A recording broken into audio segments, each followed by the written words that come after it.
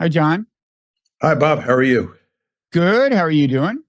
I'm doing fine. As spring is coming, it's hard not to feel much better. Okay. Well, yeah, it feels that way here too. Let me introduce us. I'm Robert Wright, publisher of the Nonzero newsletter. This is the Nonzero podcast. You are John Mearsheimer. And I think you're getting to the point where you may need no introduction for most people, but just in case, you've long been well known in academic circles as an eminent scholar in international relations and a particularly full-throated and strict advocate of the realist perspective, as they call it. You've become known more widely lately as a result of the Ukraine war, because you have some, I guess, controversial views, in particular that had U.S. foreign policy been conducted more wisely, there might not be a Ukraine war, for example. And in fact, you said some years ago, you said if we don't straighten out this NATO issue, if we don't give Russia some reassurance that Ukraine will never join NATO, there will be trouble. I think you said Russia will wreck Ukraine, and to some extent, I guess that is happening. So I want to talk about all that. I want to also talk about China, and at the risk of oversimplifying your view, I want to explore the fact that you're more hawkish on China than Russia. It's safe to say, and look at how that kind of flows from your worldview. In the course of that, I want to look at the question of how we should think of, state actors and state leaders when we formulate U.S. foreign policy. Should we think of them as rational actors, strictly pursuing national interests? I think that's pretty close to your view. You've got a book coming out this summer called How States Think, the Rationality of Foreign Policy, co-authored with Sebastian Rosado, that explores this in depth. People can pre-order that now, by the way. I'm sure that fact hasn't escaped your attention, John. That people can go to Amazon and pre-order. So I want to look at that, and I think I want to challenge your view a little. The way you look at that question in the context of Russia, whether strict rational national interest is enough to assume on the part of Putin or any other leader. But with that as a somewhat long-winded introduction, let me start with this question. One reason you're controversial is because when you say that U.S. foreign policy is in some sense responsible for the war, if only in a causal sense, right? In the sense that had it been otherwise, the policy been otherwise, there might be no war.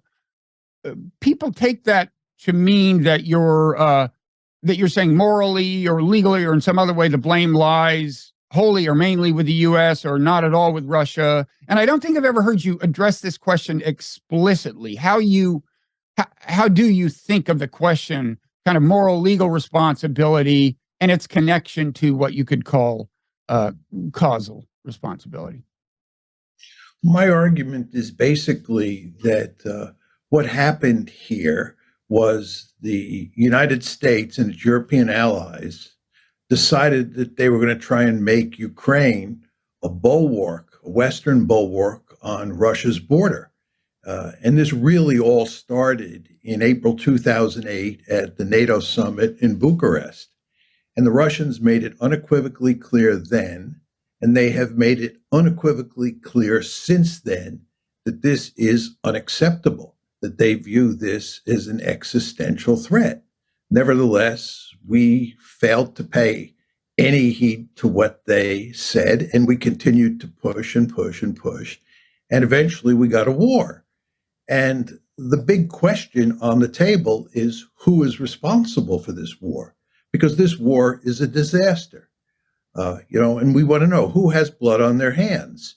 And of course, almost everybody in the West wants to blame the Russians. So they've invented this fairy tale that Vladimir Putin was an imperialist. He was bent on either recreating the Soviet Union or creating a greater Russia. And that Ukraine was the first station on the railway line. And he was going to take Ukraine Then he was going to take more countries in Eastern Europe.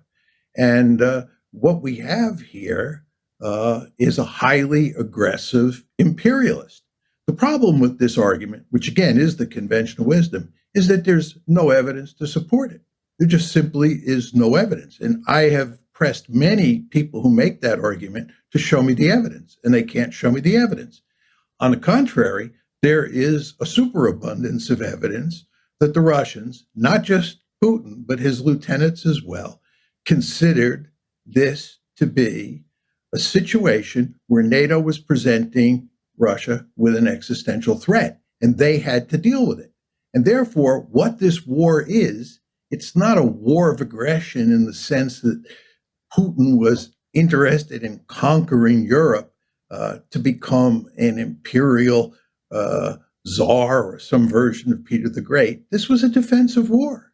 It was a war of self-defense, period.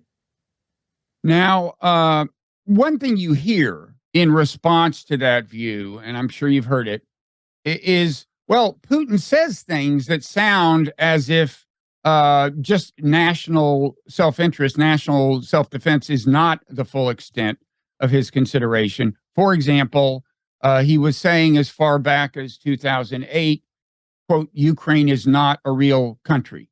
Also, he has, I guess maybe since the invasion, made some kind of reference to Peter the Great. I forget what he said, but, you know, people, of course, who disagree with you seize on that and say, see, he does identify with the imperialists of the past. So, although it's certainly true and I think underappreciated that he dwelt at great length in his pre-invasion speech on NATO, he also says other things that may suggest other motivations, and people who disagree with you emphasize those. How do you handle that? Why would he? What does it mean to you that he says that Ukraine has never been a real country? Look, I operate in a world of facts and logic, and I want to see the facts, right? Where are the facts?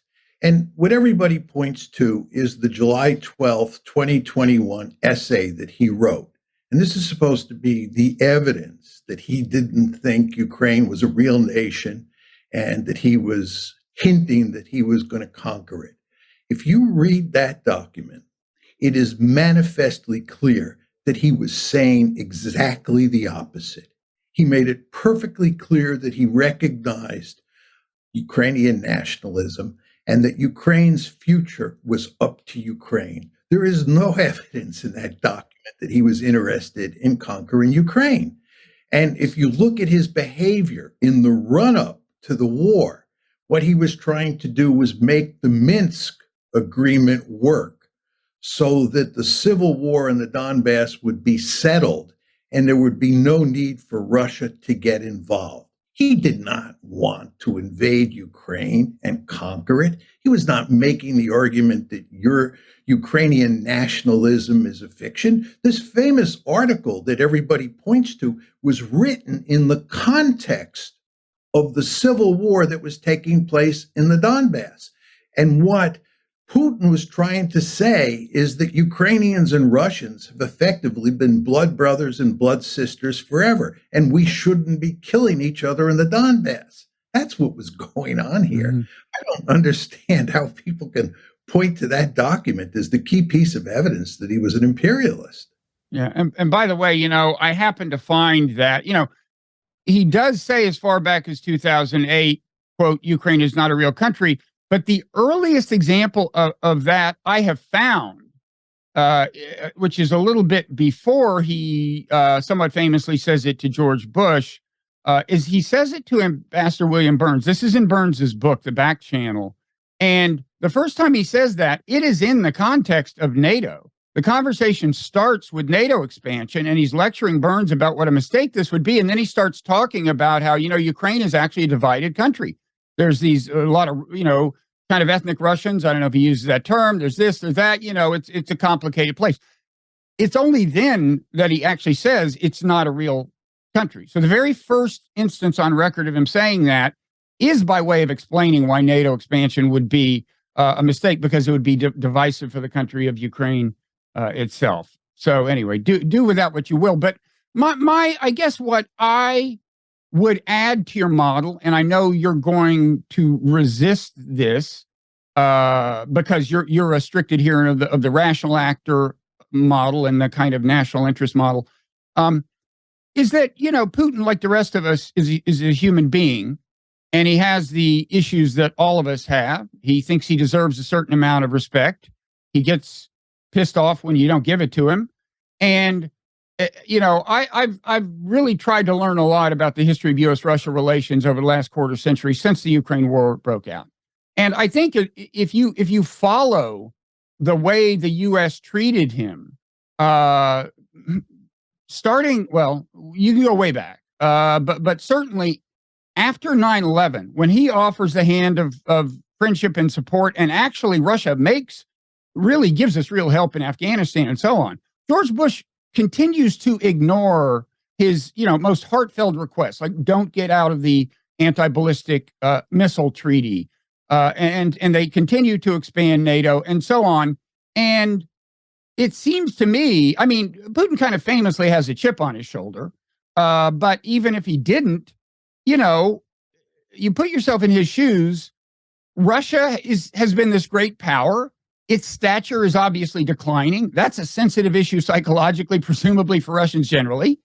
And he, as a leader, wants a certain amount of respect. I personally imagine that plays into the deterioration of relations and the ultimate decision to invade Ukraine. So, kind of the abstract question I have for you, I guess, is when you think about what a leader is going to do, how is a country going to react to if the U.S. does this? Do you at all consider these kinds of things, like, human beings, human psychology is this kind of special thing. He's not just a computer, A, and then B, he's a particular kind of human being. Maybe he does have more of a chip on his shoulder than other people. Do you factor those things in at all? Sure. But look, I'm a realist. And when I say that I'm a realist, basically that means that my principal lens for looking at the world is a structural one. And who is the leader does not matter in that structural argument. But that structural argument of mine, that realist argument, does not capture all of what is going on. Any theory, realist, liberal, whatever, is a simplified picture of reality. Mm-hmm. And certain factors are left on the cutting room floor. And in my theory, individual leaders in domestic politics are left on the cutting room floor. Am I saying that they don't matter at all? Of course not. They do matter. My argument is they do not matter that much. So one could make an argument that if someone besides Putin was in power, this would have played itself out in a somewhat different way, because leaders do matter somewhat. But my point is that whoever was running the ship of state in Moscow would have done essentially what Putin did. And Bill Burns, by the way, effectively makes this point in his famous memo to Condi Rice, where he makes it manifestly clear that it was not just Putin, but all of the Russian elite who felt that Ukraine and NATO was the brightest of all red lines. Mm-hmm. Now, what about in 2014, after it's a violent revolution that overthrows a democratically elected president. Putin sees that as a Western-backed, U.S.-backed coup, and there certainly were certain forms of Western encouragement of the protests that led to the revolution. You could say, at a very minimum, you could say that much. He reacted by seizing Crimea with little or no bloodshed, as I recall, and ultimately giving some support to separatists, and there was to some extent an indigenous separatist sentiment, at least among some people in the Donbass. But Russia supported that. Do you think pretty much any Russian leader would have done that, or was that is that degree of risk taking explicable only if you add in Putin's psychology? I think that almost any Russian leader would have done what he did. I think if Putin had to do it all over again, that he would have taken the Donbass then, which is would have been much easier at the time than it was in 2022. I think that it was very clear at that point in time that the West was well on its way to making Ukraine a Western bulwark on Russia's border. And that was just unacceptable, again, as Burns made perfectly clear. And when you say that a lot of this flows from him seeing NATO expansion, and also what you might call the de facto NATOification of Ukraine, as we started sending weapons and having training exercises with them in the several years before the invasion. When you say that he sees that as an existential threat, do you mean that it actually was one? There was a real prospect that this would lead to the invasion of Russia or whatever it is exactly he feared, or just that this is a predictable perception for a leader to have, given the way leaders think about national security and what their obligations are to minimize the risk of threats to their soil. Well, I mean, because it's commonly said, wait a second, we in America we don't think of ourselves as ever planning to invade Russia, no matter how close NATO gets to Russian soil. So are you, what do you say to them? In other words, that, go ahead. First of all, you want to understand there's a history here in the Russian case. In 1812, Napoleon invaded and got all the way to Moscow. In the 1914-1917 period, the Russians were defeated, which led to the Russian Revolution. And if you ever look at the Brest-Litovsk peace treaty that the Russians signed with the Germans, they ended up giving to the Germans a huge chunk of their territory. And then in 1941, the Wehrmacht, the Nazis, invaded the Soviet Union and ended up killing 24 million Russians.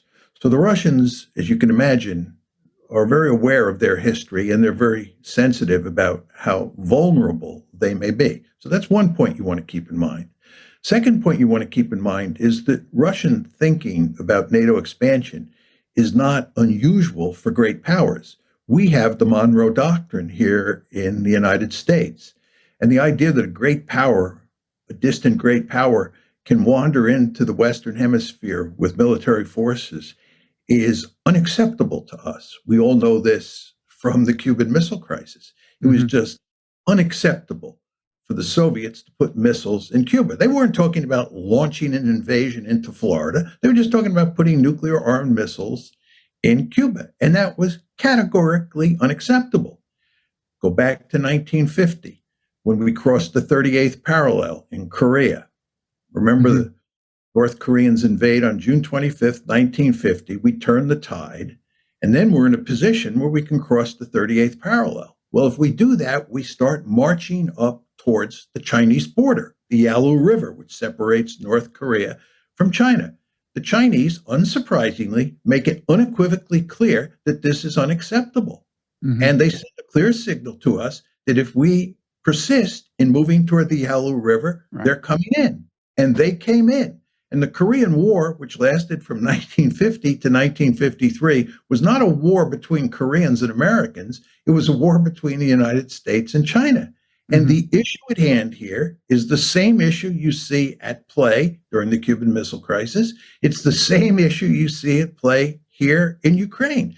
And the fact that most American elites can't get it through their thick skulls that this is what's going on is truly remarkable. Now, some of us would say that in all of these cases, or at least in some of them, the great powers you refer to are being kind of hypersensitive or hyper vigilant. I mean, like when we invaded Grenada during the Reagan administration, I just don't imagine that whoever had shown up in Grenada that bothered us represented some looming threat to America. So I guess my question is, are you saying that this is actually rational? All the behavior you're describing is rational or just predictable, given the way human beings who run countries and have run big, powerful countries think, does that distinction make sense to you? I mean, and which is it? Which is it? Are all these great leaders hypersensitive and hyper vigilant, or are they just doing what a responsible, purely rational leader would do? Well, great powers are super vigilant. They care greatly about their survival. And this is perfectly rational. Look, we live in an anarchic world, which is to say there is no higher authority if you get into trouble. And states go to great lengths to make sure that they're very powerful and that they're not threatened for good security reasons. If you're weak in the international system, what happens to you is what happened to the Chinese during the century of national humiliation from the late 1840s to the late 1940s. That's what happens when you're weak, or what happened to the Russians when the Cold War ended. The Russians, as you know, were adamantly opposed to NATO expansion, but the Russians were very weak. So what did the United States do? It shoved NATO expansion down their throat in 1999. It shoved NATO expansion down their throat in 2004. And then after 2008, it was bent on shoving more NATO expansion down their throat. This is what happens when you're weak in the international system and there's no 911. So in those circumstances, you want to be really powerful and you want to keep other great powers at a distance. And this is rational. Surely you understand the logic here. And if you, Bob, were running a great power, you would want to be really powerful and you would want to keep all your rival great powers as far away as possible. No? I want to go on record as saying I would not have invaded Grenada, John. I'm not sure even you would have. No. Okay. No. There we agree. Okay. And the point is, and yet that kind of excess is predictable, is your point. I mean, this is great powers err on the side of caution. They've gotten in the habit of being able to afford that because they're great powers and push around little countries. And that's what they do. Now, there is a concept in political science that's relevant here called the security dilemma, right? Which is that, we think of NATO as a purely defensive alliance. Russia views it as offensive. Now, the security dilemma refers to the fact that, two things can happen. Russia can be misreading our intentions. That would be an example. But also Russia can just think, well, you may not intend it offensively, but the fact is, once you've got all the weapons in Ukraine, some future American president could use it offensively. And by the way, I think it's in the Niet means Niet telegram from Bill Burns in 2008, he records Lavrov, the foreign minister, explicitly saying we don't doubt your intentions, but we have to think about the future when there's some other president. Now, the security dilemma, this psychological dynamic is an important, figures into your worldview significantly, presumably, right? Yeah, but just to be clear here, there are two dimensions to the security dilemma. Right. One is that you cannot know whether weapons are offensive or defensive in nature. So in other words, when the Chinese today build up their military forces, they say these are defensive weapons and we're building these weapons to protect ourselves. But from our perspective, they can be used for offensive weapons, and therefore we can't buy the logic that they're defensive weapons because you can't distinguish between the two. So that's point one. The second thing is you cannot determine what intentions are, especially future intentions, as you pointed out a minute ago. So if you're a great power looking at a rival, not only can you not tell whether its weapons are offensive or defensive in nature, you also can't tell whether it has offensive or defensive intentions. So what you do in that situation is you assume worst case. And everybody does that. And this is what I call in my book, the tragedy of great power politics. Yeah, it is tragic because it leads to big wars. And this leads us to China. Now, as I said, you're in some sense a China hawk. I mean, you can tell us exactly what your views are and what our position would be. But it seems to me fair to say that there's at least superficially a paradox here, which is that with Russia, you say we should look at the things that we should have looked at, the behaviors of theirs that were predictable, given that they are a great power, even if a declining one, maybe especially if it as a declining one, and we should accommodate that reality ourselves and shouldn't push too hard. It seems to me with China, you're saying, yes, we should look at what China is inevitably going to try to do as a great power. But in this case, we should keep them from doing that. Am I right about that? In other words, China naturally, like all great powers, wants to expand its influence throughout its region, much as we did in the Western Hemisphere with the Monroe Doctrine. Maybe not that extensively. We can argue about what exactly China's aspirations are. But my point is that in this case, you say, no, we should push back. We should not let them do what great powers naturally do. Whereas in Russia's case, we should accommodate what we know great powers will do and care about. Okay. My argument was not simply that we should accommodate the Russians, we should be allied with the Russians against the Chinese. And it is remarkably foolish from a balance of power point of view to be pushing the Russians into the arms of the Chinese. Now, what's going on here? What you're doing, Bob, is you're treating Russia and China as if they were equally powerful. And the fact is... Actually, I'm not, but go ahead. China is a peer competitor. China is much more powerful than Russia. China is a threat to dominate all of Asia. It's a threat to become a regional hegemon. And therefore, my view is the United States should focus laser-like on China and go to great lengths to prevent China from dominating all of Asia the way we dominate the Western Hemisphere. Mm-hmm. In the 20th century, the United States faced 4 countries that threatened to dominate either Europe or Asia.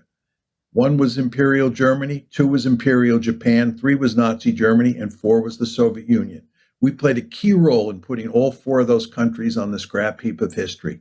The United States does not tolerate pure hegemons, right? We were not going to allow any of those countries, just like we're not going to allow China to become a regional hegemon. And this makes good sense. But if you go over to Russia, there's no chance of Russia becoming a regional hegemon. This country can barely win the war in Ukraine. Do you think that this army is going to conquer Europe? Mm-hmm. They don't have the military capability. So China is a real threat to the United States, a threat that the United States actually helped create. And Russia, on the other hand, is not. It's the 3rd great power in the system. It's the weakest of the 3, and it should be our ally. We should be using the Russians to help us contain China instead of doing exactly the opposite. Okay. Now, let me make one other very important point. If you look at the situation in China, because of the legacy of World War II and the legacy of the Cold War, we ended up in 1990, right on China's border. So we did not have to cross the Pacific Ocean and get into China's face. We were in China's face when China became a great power, okay? Mm-hmm. The situation with Russia is very different.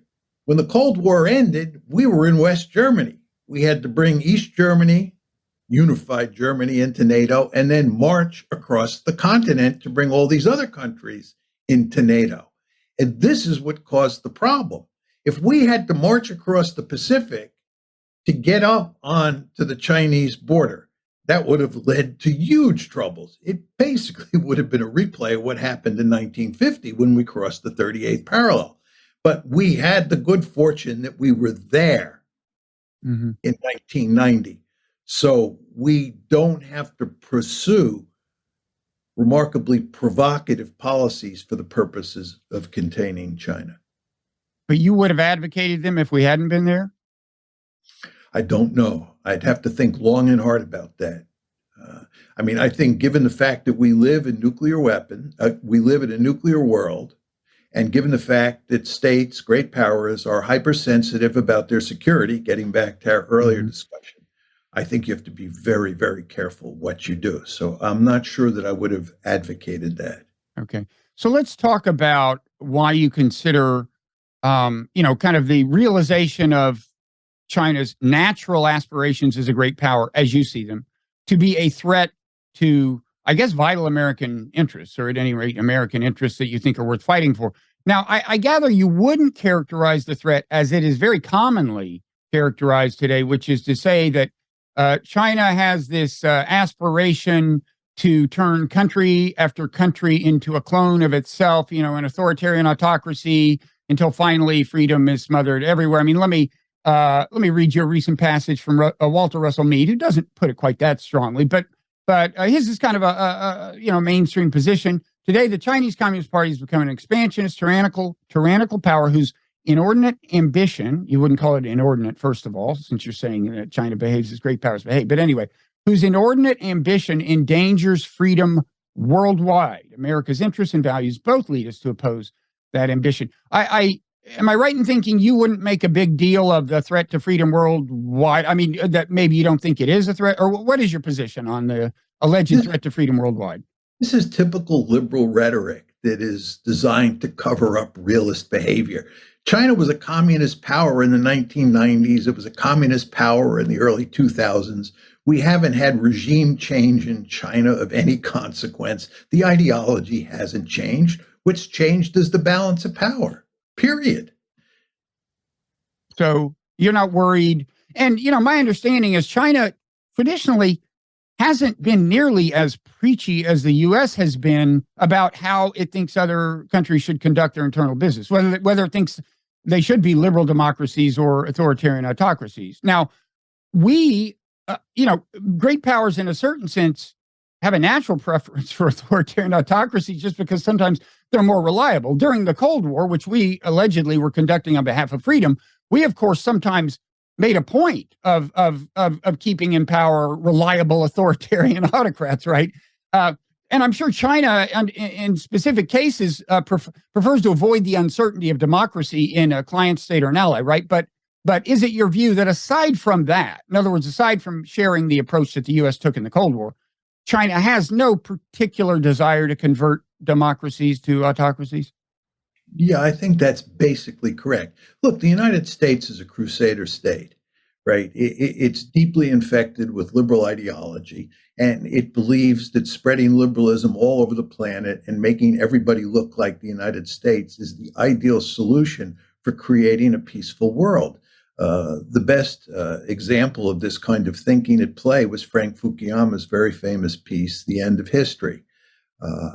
Frank basically argued that the future was liberalism. We had the wind at our back.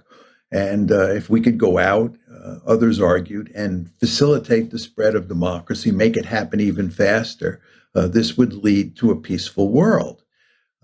So you have this crusader impulse hardwired into the United States that you don't have in China. I believe, by the way, you had it in the early Soviet Union because communism, like liberalism, is a universalistic ideology. It's just very important to understand that. And that's why you had organizations like Comintern that were designed to spread communism all over the planet. So one, I think, can argue that if the Soviets had won the Cold War and communism, not liberalism, looked like the reigning ideology of the future, and some Soviet version of Frank Fukuyama wrote The End of History, you would have seen the Soviets during the unipolar moment behaving much the way the United States did. If at some point in the future, and let's hope this never happens, the Chinese become a unipole, I do not think in that situation that they're going to run around the world trying to make every country look like China and engage in a crusade similar to the one that we engaged in during the unipolar moment. Okay. If I can make one more point, Bob, I think that if a great power, and here we're talking mainly about the United States, lives in a bipolar world, as we did during the Cold War, or in a multipolar world like we do today, that the United States has to behave in a realist fashion and cover up its behavior with liberal rhetoric. This is Walter Russell Mead. He's providing right. liberal rhetoric. I see. Yeah. A man's got to make a living, John. Yes. But during the unipolar moment, if you think about this, during the unipolar moment, there were no other great powers in the system. So there was no great power competition. So you could take a holiday from realism during the unipolar moment, and you could pursue a liberal foreign policy. And that's why people like me and other realists argue that we pursued a policy of liberal hegemony during the unipolar moment. It was not a realist foreign policy. It was a liberal foreign policy. And we had that luxury because we were in unipolarity and great power competition was off the table. And what's happening now is that great power competition is back on the table. So, needless to say, we are acting in a very realist way. And just one other point, if you want to just continue on this, just think of Joe Biden. Joe Biden, when he was head of the Senate Foreign Relations Committee, and Joe Biden, when he was vice president under Barack Obama, was in favor of engagement with China. Mm-hmm. He wanted to have very good relations with the Chinese and help the Chinese economy grow. When he became president, he adopted Donald Trump's policy of containment. Remember, when Trump came to office, he flushed engagement down the toilet bowl and adopted a hard-nosed containment policy towards China. Well, Joe Biden, as president, has actually doubled down on Trump's containment policy. The Chinese will tell you that Biden is tougher on them than Trump was. So you see that Biden has undergone a fundamental transformation, which can be explained by the move from unipolarity to multipolarity. Well, there are different explanations, but I mean, you of course applaud what he's doing. I'm not so sure I do. Why don't you actually quick little example of that?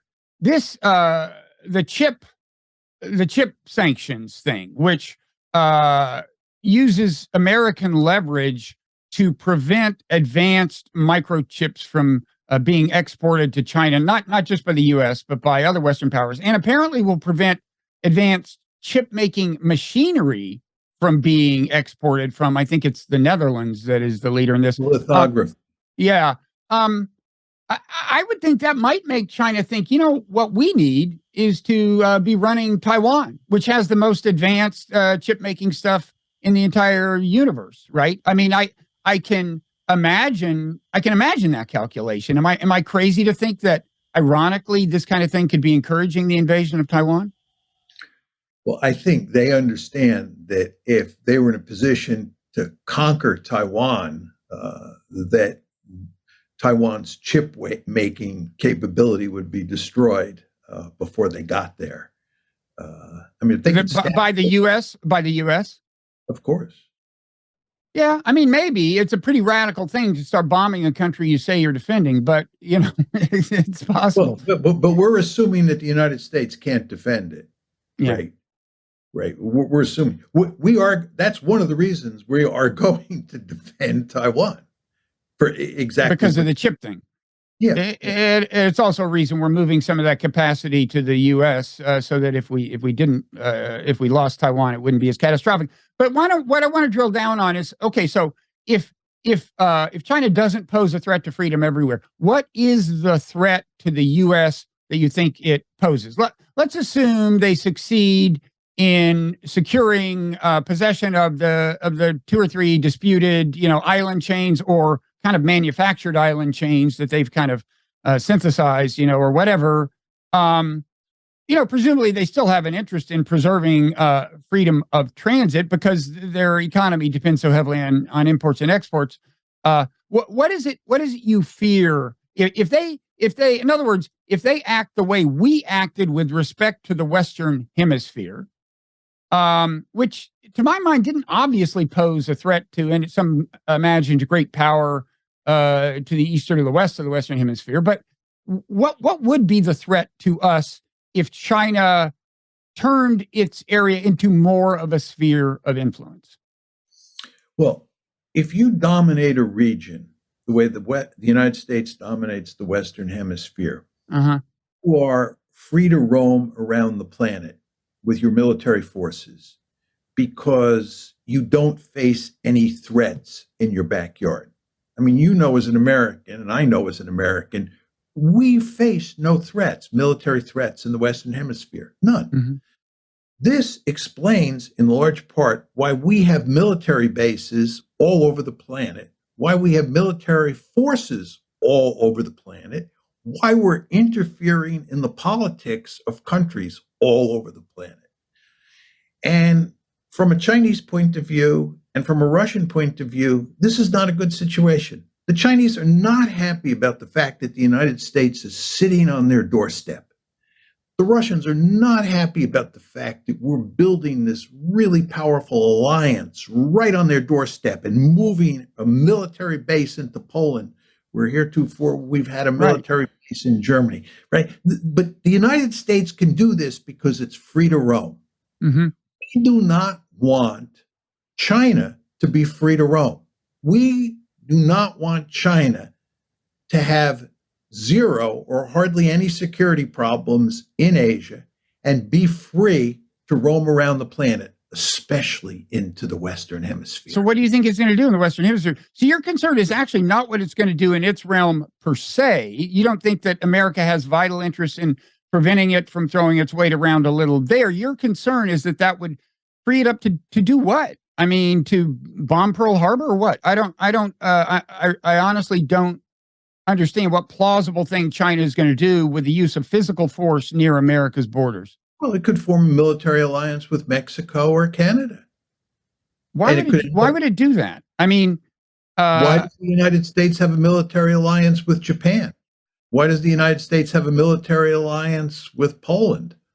Well, as an historical matter, it's because of World War II and the subsequent perception that we were in a global struggle with communism. I mean, what global struggle does China think it's?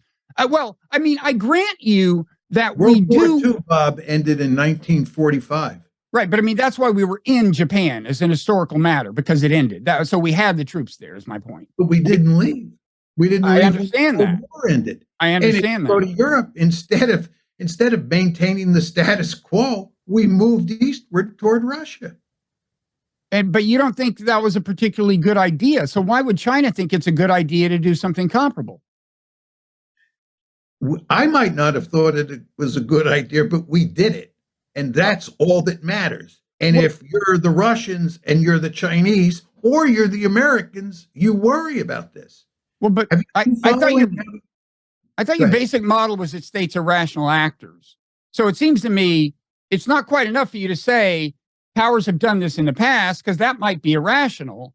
Why? So if you're going to stick with the rational actor model, why is it rational for China to, I don't know, have the aspiration of taking over San Diego or something? I really can't imagine what you think they want, or what concessions would they want to extract by having a military alliance with Mexico. I mean, the one thing I can imagine is they'd want us to shut the hell up about how we think they should run their country.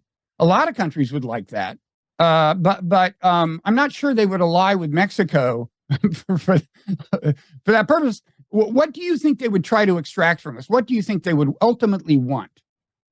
Well, I mean, it's possible that they could put missiles in but Mexico. Why? Why did the Soviets put missiles in Cuba? Because because, as you said yourself, they had an ideology of spreading their ideology throughout the world.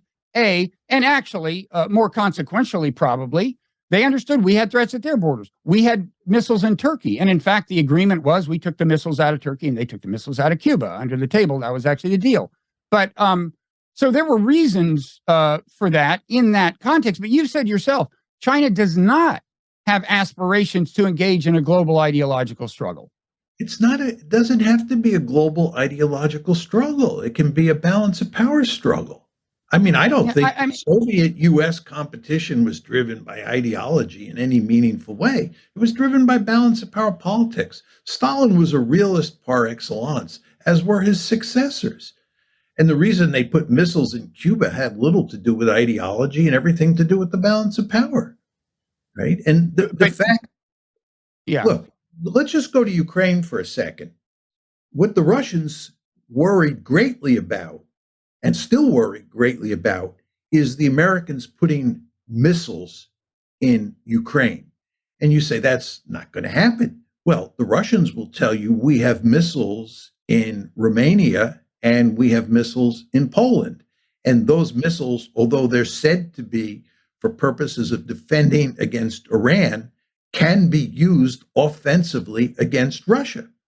Take the question of Sevastopol, which is a very important Russian naval base. They leased until Sure. 2014 Sevastopol, which is in the Crimea, from the Ukrainians, right? Their great fear was that if Ukraine became part of NATO, Sevastopol would become a naval base, and that would threaten them and their control of the Black Sea. Would become a NATO naval base. Yes, yes, right, yes. right. Sevastopol would become a NATO Yeah. naval base. In fact, Putin says that in 2008. By the way, I think it's 2008, long before, the 2014 revolution. He says, imagine Sevastopol as a NATO naval base. So I accept all that, but I mean, here's a way to frame the question more abstractly. Okay, let's posit that states are rational actors. Presumably, that means they are capable of rationally playing non-zero-sum games, right? Like where there's a potential win-win outcome and a potential lose-lose outcome. An example would be the fact that we did reach, arms control treaties with Russia. We realized, look, this is lose-lose. We're both spending a ton of money on arms. We've already established deterrence. So that's an example of respecting non-zero-sum logic, as are various agreements designed to prevent accidental nuclear war. So I assume you accept, right, that rational actors will recognize when relations are becoming more non-zero-sum and act accordingly? Of course. And I think the best example to support your point is the nuclear non-proliferation regime that the United States and the Soviet Union created during the Cold War, starting, in the late 1960s with the NPT, and then in the mid 1970s with the Nuclear Suppliers Group. I think the two great powers during the Cold War worked together. They cooperated to effectively shut down proliferation in a big way. And so there's no question that you can have a fundamentally competitive relationship that has different dimensions where both sides have an incentive to cooperate, and they do cooperate. So you have cooperation and competition side by side. But the key point you want to keep in mind is that the relationship is fundamentally competitive, as it was with the U.S. and the Soviets during the Cold War. Okay, but if I could convince you that relations among nations are actually more non-zero-sum now than they were 50 or 100 years ago, and that they're getting more that way, and I can elaborate on why I think that's the case, then presumably you would acknowledge that we shouldn't expect state actors, including great powers, to act exactly as they've acted in the past, because that was a different context with a greater degree of with a higher ratio of zero-sum to non-zero-sum dynamics. I mean, an obvious example is we are more economically intertwined with China than we were with the Soviet Union during the Cold War. That changes the logic of things. The nuclear threat, there's the threat of nuclear war breaking out between us and China. That's a non-zero-sum game. There's all these other things, climate change, the advance of biotechnology, which means that in principle, some bad actor anywhere could create a bioweapon that would spread throughout the whole world. These are all problems where because they're non-zero-sum, it's in the rational, it's in the interest of nations to actually cooperate with other nations. And correspondingly, the costs are greater if there's some war or even a Cold War that reaches such depths that they can't cooperate on these issues, right? So, do you not think that these kinds of things, in particular the degree of economic integration between China and the world, that these would factor into China's calculations and make it behave at least somewhat differently than the US and the Soviet Union behaved during the Cold War? Well, I think if you talk about economics, right, there is an intense competition between the United States and China taking place involving high-end technologies, sophisticated technologies. So the emphasis there is not on cooperation. The emphasis is on competition. There is much But more. at the same time, the cost of a breach would be a true breach would be huge, right? An economic breach, like the end of, what's happening with us in Russia now. Because there's a war, there's no trade, and that would be devastating to China's economy, I think.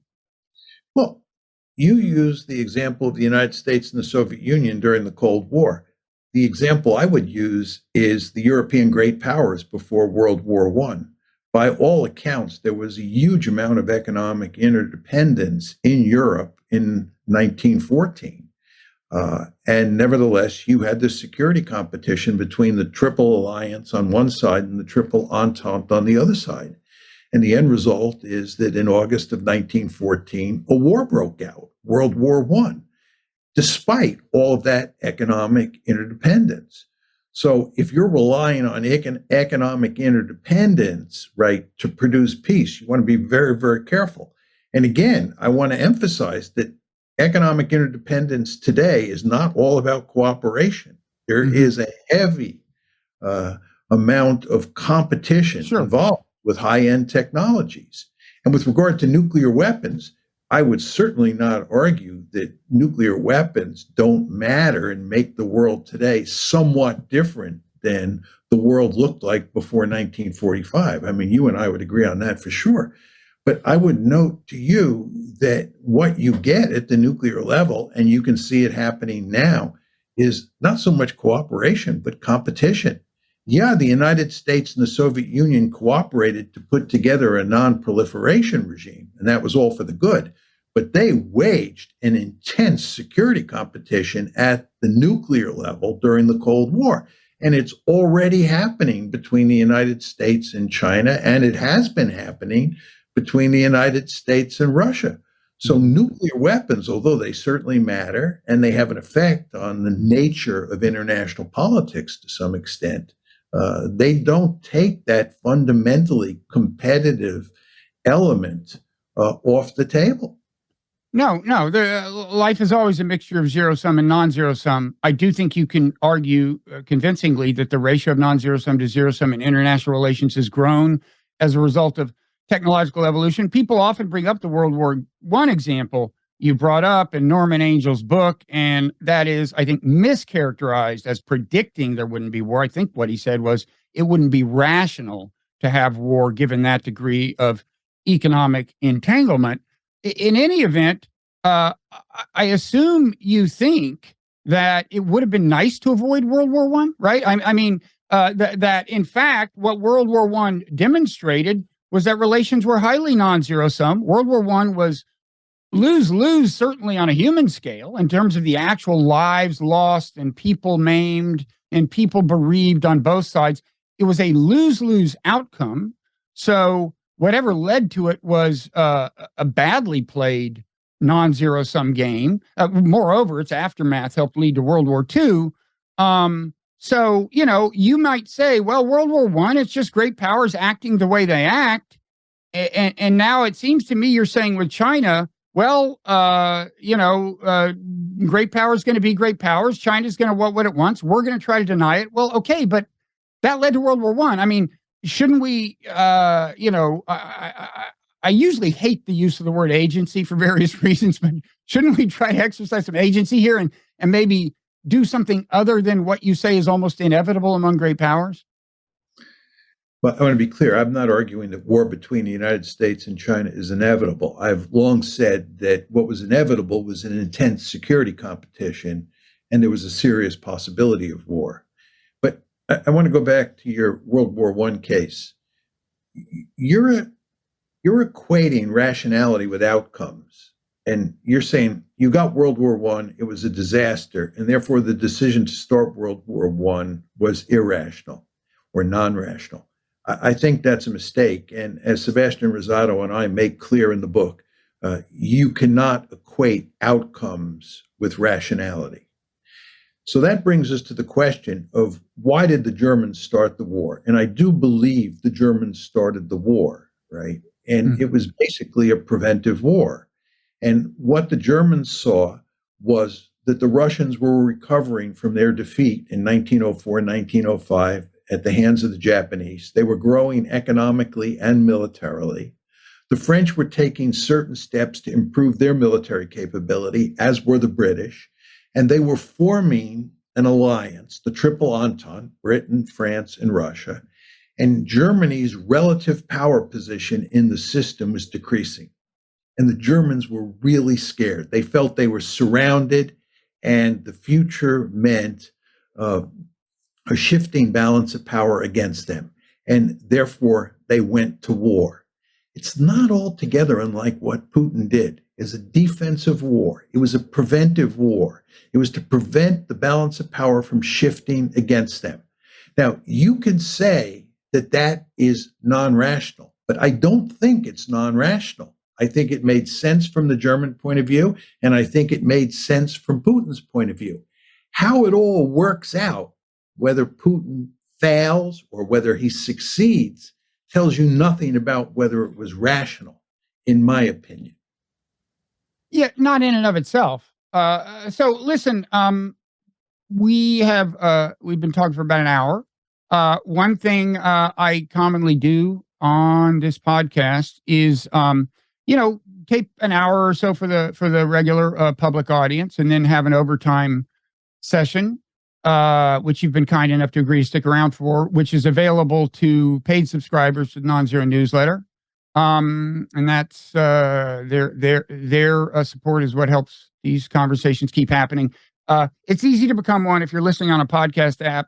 You can just go to the show notes. There's a link that takes you to the Nonzero newsletter on Substack, or you can go there on your desktop computer, become a paid subscriber, and then the post at Substack that corresponds to this conversation, to the full conversation, will be open to you. And moreover, if you go to the audio player in that post, in the upper right, there are instructions for setting up your own special podcast feed that will thereafter have all the bonus content, including the Parrot Room on Friday and all and so on, and of course all the paywalled written content on the newsletter is available too. John, thanks for enduring that little commercial. Before we go, I want to do two things before we move into this overtime conversation. I want to let you say anything that you want to make sure the people who don't listen to the rest of the conversation hear, just to clarify anything you think needs clarifying. And I also want to ask you, maybe we should start with this. We